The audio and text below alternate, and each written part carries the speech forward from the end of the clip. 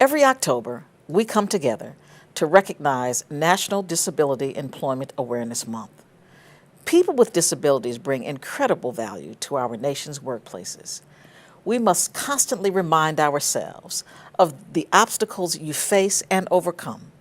I am proud to serve in an administration that has intentionally advanced equity, inclusion, and accessibility since day one. Ask the Messenger's TV show is a TV show that educates, informs, and entertains our viewers on public health issues such as mental illness, suicide, addiction, illness and disease, COVID-19 relief, crime, domestic violence, homelessness, human trafficking, employment opportunities, healthcare, and more. And now, ask the Messengers.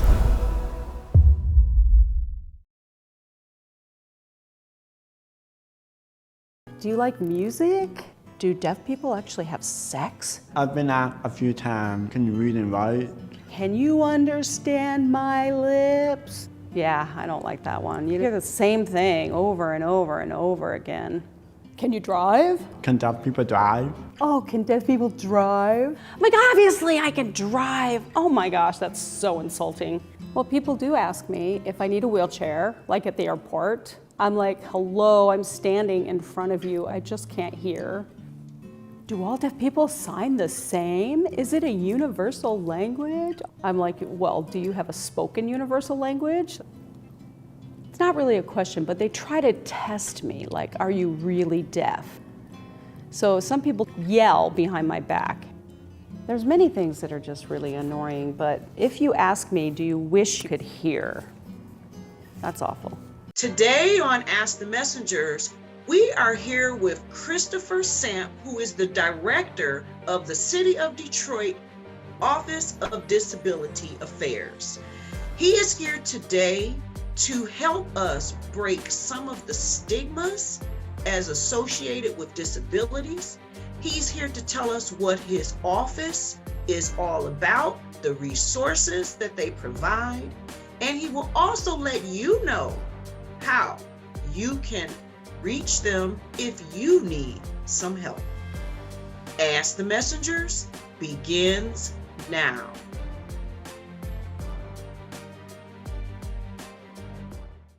We have your interpreter here. Toy, thank you for being here to help us through this process.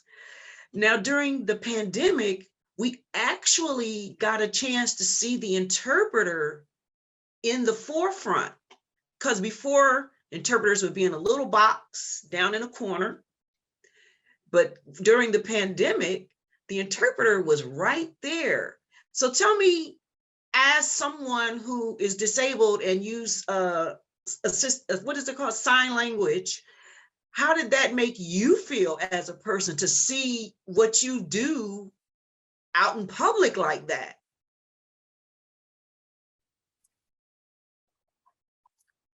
So American Sign Language is a language of its own.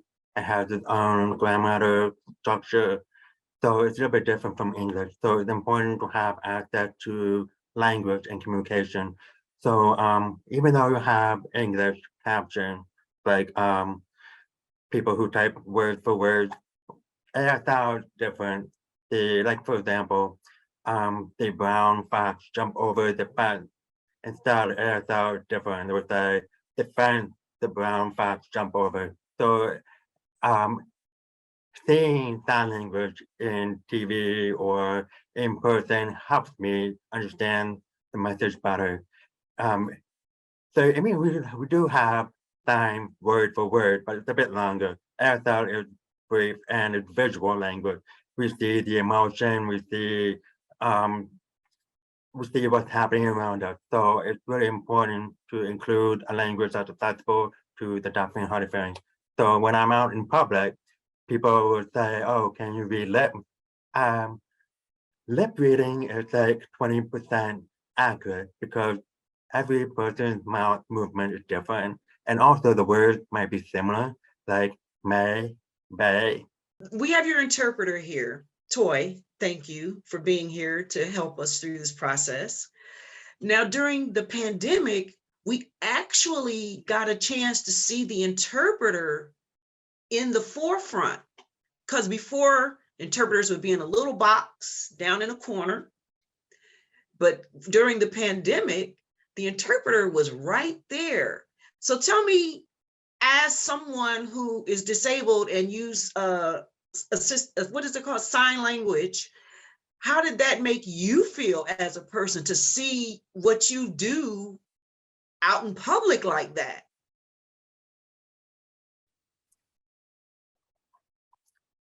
So American Sign Language is a language of its own.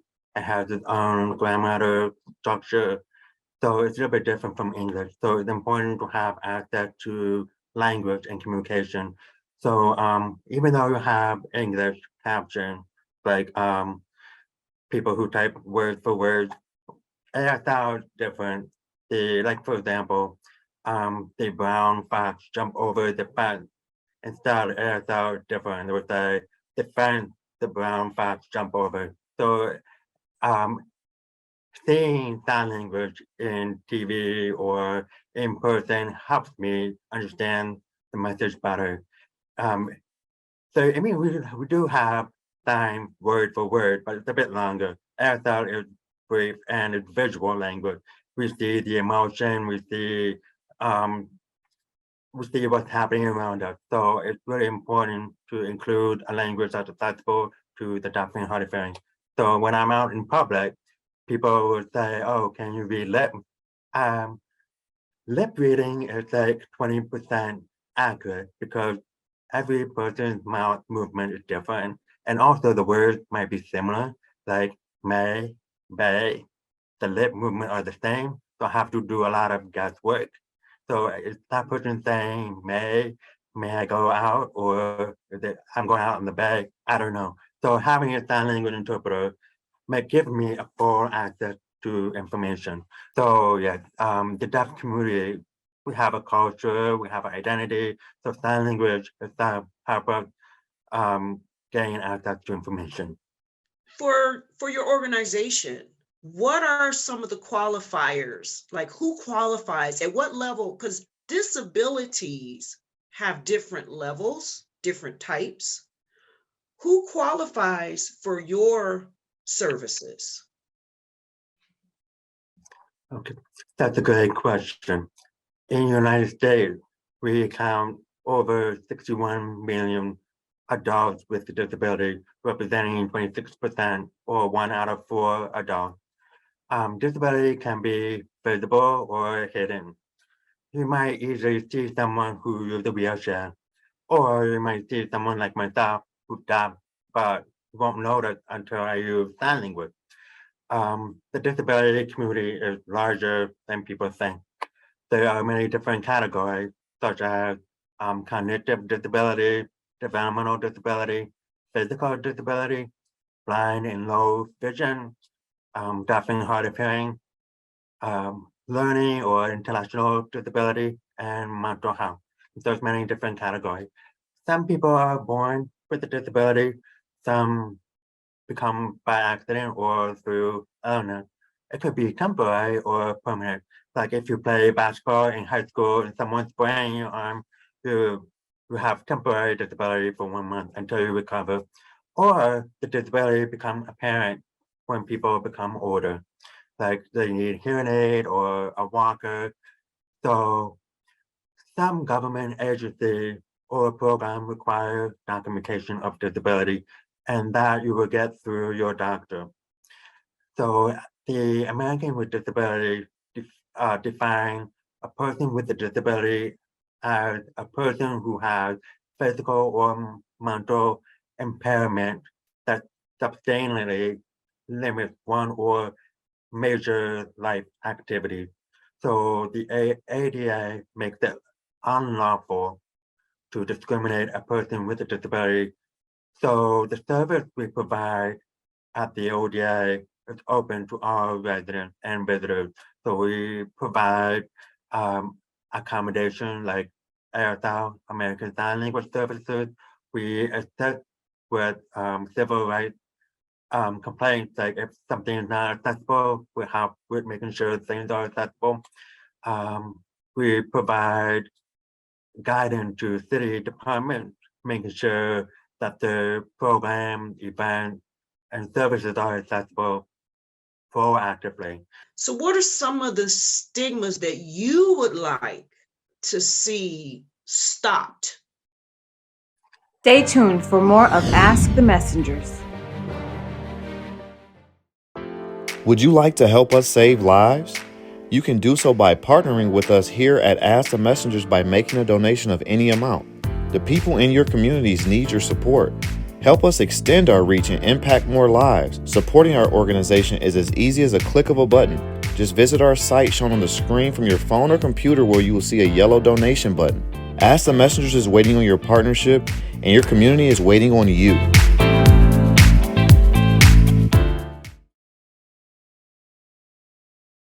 First of all, I want to thank you for taking time to come and just explain and helping our viewers understand, sign language and what it means, American Sign Language. Before we let you go, there's so many stigmas around life and so many things, right? So what are some of the stigmas that you would like to see stopped? Yes, so the stigma that we're talking about is called ableism. So the ableism stigma is perceiving a person who can do something. So I get a lot of negative looks like, oh, Christopher is dumb. Oh, I'm so sorry. So I want to stop that because there's nothing wrong with me. It just happened. My ear doesn't work the same way as a person who can hear very well. I use other ways to communicate. I use sign language. I use my smartphone, like speech to text app. Thanks to the advance of technology, a lot of things help us today. So we have Zoom with captioning, we have interpreters, we have video related. There's many different technologies to think about to help make things accessible. So to break down the stigma is to normalize disability as part of the conversation. Want to make sure that people understand that disability is a normal part of our life. You can be born with it, you can become disabled, and also it's okay to talk about it because you want to make sure you get the support you need. So think positive, like if a person can't hear, find the other way to help that person do the job. Well, thank you so much. Now, before I let you go, I would like for you to give some words of encouragement to someone out there who may be like that young you when you were a child, like you said, teasing and things like that. Give some words of encouragement to someone out there who may be like you used to be, but you're definitely not like that anymore. So can you please give some words of encouragement to that person or those people? Thank you. So growing up, it's been a tough as a person with disability because the world is not accessible to me. I would tell a person who has a disability to don't give up. You will experience a lot of social rejection or job opportunities that are not offered to you. Like I said, if one door closed, the other door open. So focus on yourself, develop the skills, and go to college or go to school. I'm always taking classes. I'm learning how to develop my leadership skills. I'm always learning how to work with the community. So I encourage my peers to do the same. Just don't give up. Don't let other people be negative about your disability. Just brush it off and say, I can do the job. I just need to find a training or workshop to help me become better. And then I need to find people who really value people with disabilities. So look for people who are positive about the community. Just ignore the negative. They probably have their own issue or they're a bit jealous or there's many different reasons why they're negative. So don't focus on the negative. focus on yourself because you can. If I can get a degree in public policy or if I can drive a car, I'm sure my peers can do the same. Just need to find the right resources, find the right mentor or peer support. Just keep going and don't give up. Don't give up, no matter what. Now, see, I got to learn how to do that. So you're going to teach me, Toy. I got to learn. Thank you so, so very much. So this is Tina Nelson for Ask the Messengers, and we will be right back.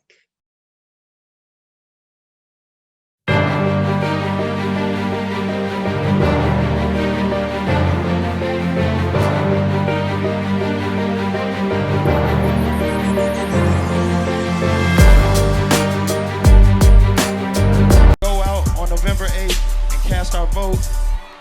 And man, I just want to say to everybody in the crowd, man, we got the power to do anything we want. If you can put your mind to it, you can manifest it.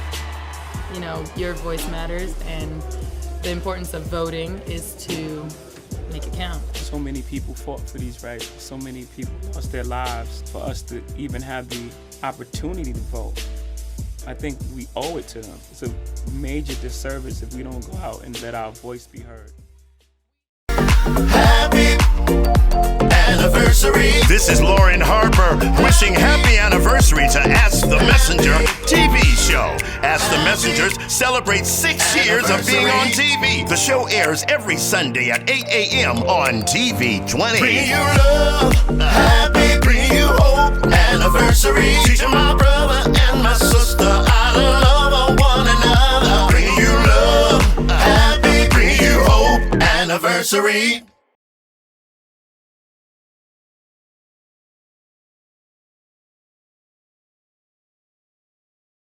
Take a look at this illustration. It shows a group of students waiting to get into a school whose entryway is covered with snow. One student in a wheelchair asks if the ramp could be cleared. An employee says that they will get to the ramp after clearing the steps for the others. This reflects a flawed perspective. We often make decisions and take actions based on the belief that if we only focus on a few people by doing things differently, the majority somehow won't benefit. But as this case illustrates, it's often true that taking care to include the few also serves everyone. Now, not all disabilities are obvious or apparent to others, but what we end up doing is we put people in the position of having to explain their disabilities or defend their need for disability rights rather than taking the time to accommodate people or create universal accessibility. So how can you make sure to avoid ableism, you ask? Here's a few suggestions. Believe people. When people disclose that they have a disability, never accuse people of faking their disability. When planning an event, ensure that it is located at an accessible location. Include closed captioning on videos and alternative text on images. Don't assume you know what someone needs. Ask what might be most helpful. And unless explicitly asked, do not speak on behalf of someone with a disability. Never touch a person without their consent, including people with disabilities or the mobility equipment. And remember, accommodating others does not create more work or cost more, but it does show you care and you respect them. Like they say, when you know better, you do better, and we all can do better. Would you ever want to be able to hear? Well, I mean, I was born deaf, so I've never been able to hear. No, I don't think I ever wished that. Well, of course. I mean, being deaf's not easy. You have to break through all kinds of obstacles. Yeah, there's a lot of times, you know, I wish I could hear.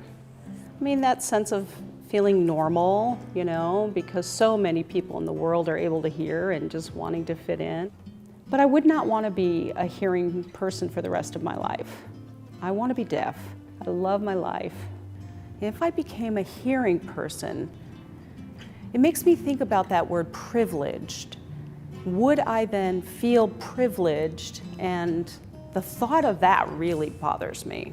No, I don't think I want to hear it because I wouldn't have any reason to be able to continue studying. I wouldn't have any reason to be a part of the community or the culture.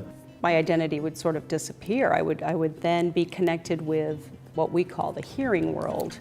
They think that if you have a hearing means that you're going to have a perfect life, but they've never experienced our life or our world. I mean, I couldn't even imagine anything else. I'm always 100% proud to be deaf. That is for sure. I'm satisfied with who I am. Kiana Tate is 18 years old, a senior in high school about to get her driver's license. She's pretty excited about that. She's also excited about this, her new book, Signing with Kai. Black and brown individuals aren't always represented in books. And like I've seen other books and I wanted to see myself in a book, you know, books that I like to read.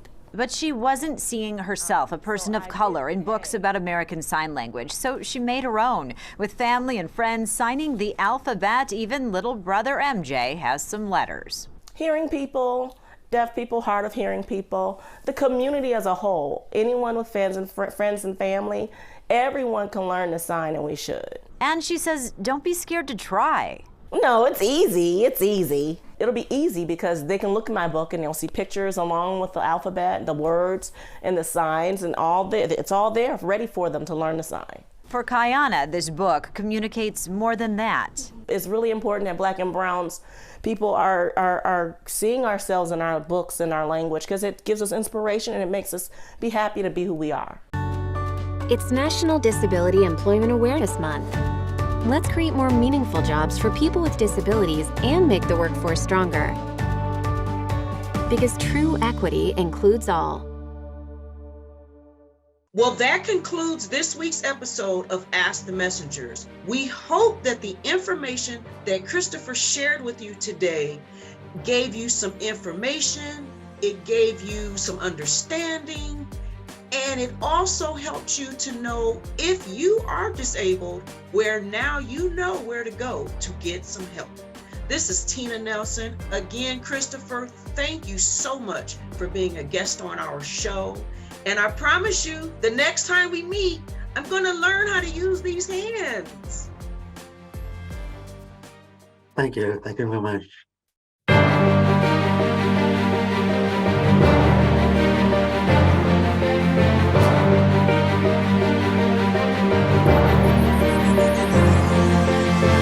We also invite you to follow us on Facebook, Instagram, Twitter, and to subscribe to our YouTube channel. Also, if you would like to support our show, please feel free to make a donation of any amount by visiting our show website, www.askthemessengers.org. If you prefer to mail donations, please make your check or money orders payable to Ask the Messengers TV show and send to 18400 Schaefer Highway, Detroit, Michigan 48235. Ask the Messengers is a program that deals with things that help you.